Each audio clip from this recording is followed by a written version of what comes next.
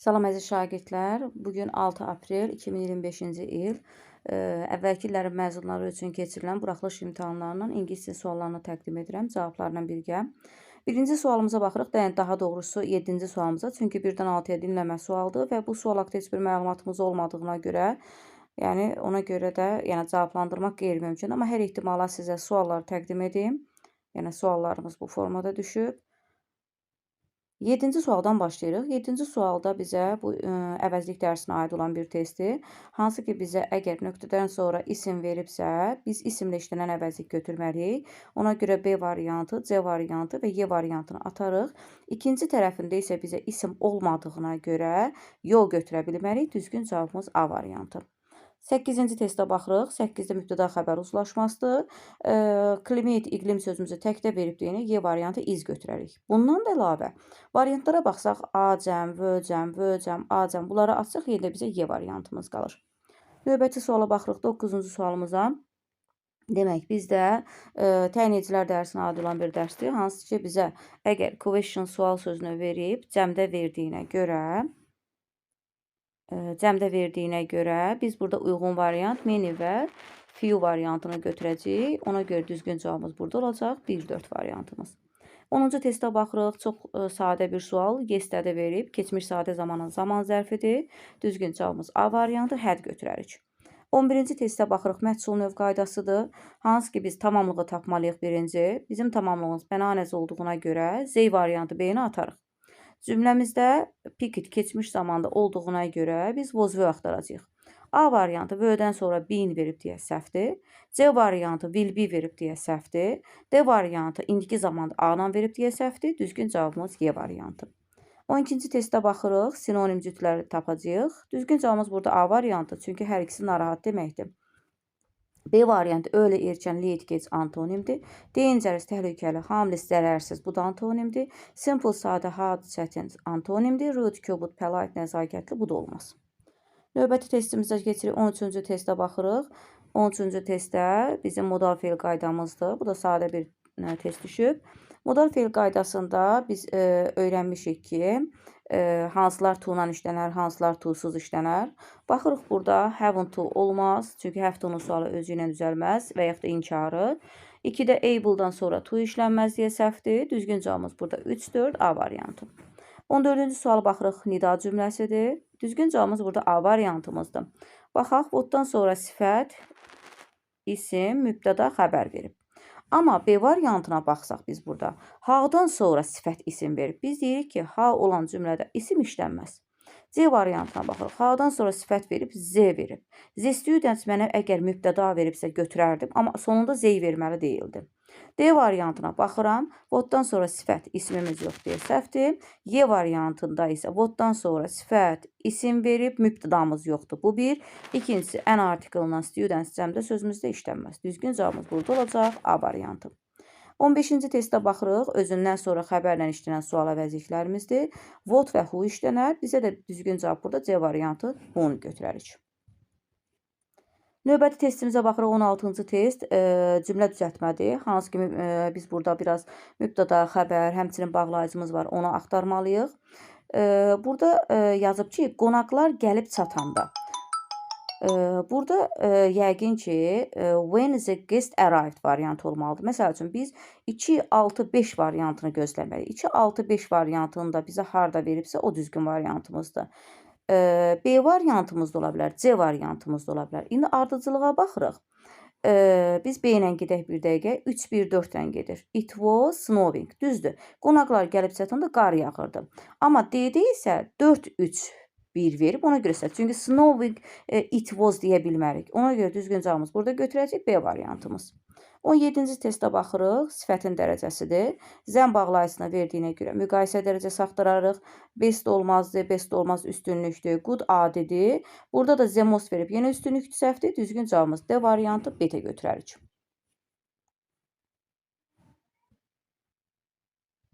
Növbəti testimiz 18-ci testimiz söz önü qaydasıdır. Hansı ki bu testdə məsəl üçün away from, far from bu sözü çox görmüşük. Ona görə birinciyə from götürəcəyik. Növbəti isə fikir versəz, on foot ayaqla getmək sözümüz, yəni bunu çox işlətmişik.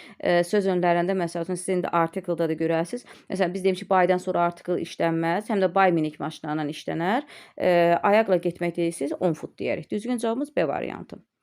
19-cu testə baxırıq. Bax, by'dan sonra artikel işlətməliyik. Ona görə birinciyə xətt olan variantı axtarsaq, bizim bir dənə Y variantımız əlimizdə qalır. Amma take the bus deyirik, yəni avtobusa minmək mənasında. 20-yə baxırıq. Çünki sayıla bilən ismi harda görsək artikellə işlətməliyik. 20-ci testə baxırıq burada. Bu mürəkkəb tamamlıq qaydasıdır. Hansı ki want görəndə to'lu məsdər axtaracağıq. C variantı. 21-ci testə baxırıq, bağlayıcıdır. Biz also və zonu atarıq, çünki eyni tərcüməni verir burada. Deyir, sən evdə qalmalısan, sən xəstəsən. Çünki sən xəstəsən. Bizə səbəb izah edir. D variantını götürəcəyik, because-u. 22-ci testə baxırıq, singular təkdə olanları tapmalıyıq. Baxırıq, days cəmdir, B-də months cəmdir, Y variantı fit səhvdir, Y-də də, daha doğrusu D-də fit səhvdir, Y-də də ER səhvdir. Düzgün cavabımız was və face olan C variantımızı götürərik.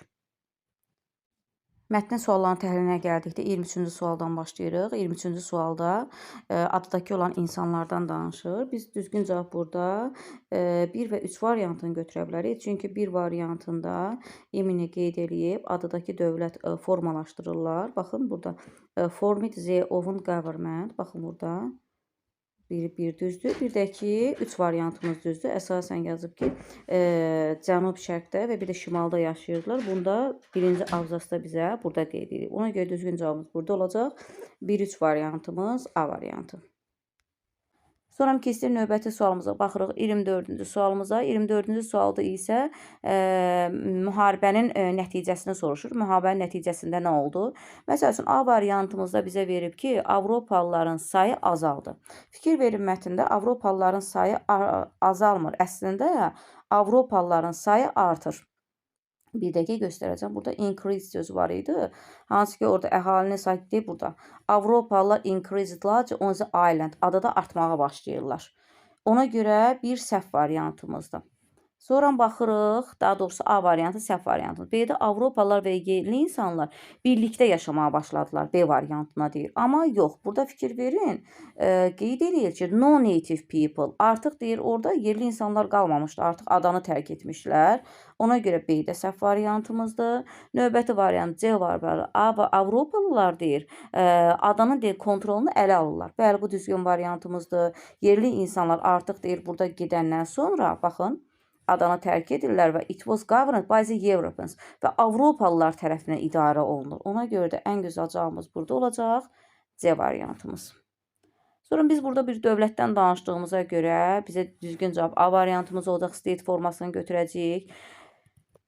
Sonra çünki sənayedən danışmırıq. C variantı Tasmaniyanın əsas limanından danışmırıq. Avstraliyada ən böyük şəhərdən danışmırıq. Məşhur Britaniya tədqiqatçısı bir insandan da danışmadıq. Növbətinə baxırıq 26-cı suala. 26-cı sualda isə bizə demək yenə mətnə görə düzgün variantları seçməliyik. Birinci yazıb ki, Tasmaniyada iç koloniya, bir dəqiqə bu cümləni axtaraq. Məncə burada 3-4 variantımız olacaq. Bir dəqiqə iç koloniya söhbətini istəməkdir. Bu mətndə axtarım. The first colony var idi. Baxın burada. The British founded buradadır. 1803-cü olur. Avropalıların çoxu deyir, yəni burada immigrantları Böyük Britaniyadan gəlir. Amma Britaniyalılar iç koloniyanı yaradır. Amma burada isə bizə zəddaç verib, ona görə səhv variantımızdır. Burada bizə Britaniyalılar verməyib. Ona görə biri atırıq. Sonra keçdik ikinci variantımıza baxırıq. Demək, biri atdıq. İkincidə native people were involved in the government after deyir, hökumətə cəlb olunur. Bu da səhv variantımızdır. 3-4 götürəcəyik. Çünki artıq oranı tərk edirlər deyinə, cəlb olunmurlar. Ona görə düzgün cavabımız 3-4-dür. Açıq sualımıza gəldikdə 27-ci sualda bizə soruşur ki, discovery sözünü, kəşf etmək sözünün nədir? Daha doğrusu definitionda kəşf etmək sözünü tapacağıq. Mən də sizə göstərirəm paragraf 1-də. Deyir ki, ilk dəfə nəyisə öyrənmək və tapmaq. Bəli, bu da discover, kəşf etmək sözümüz olacaq.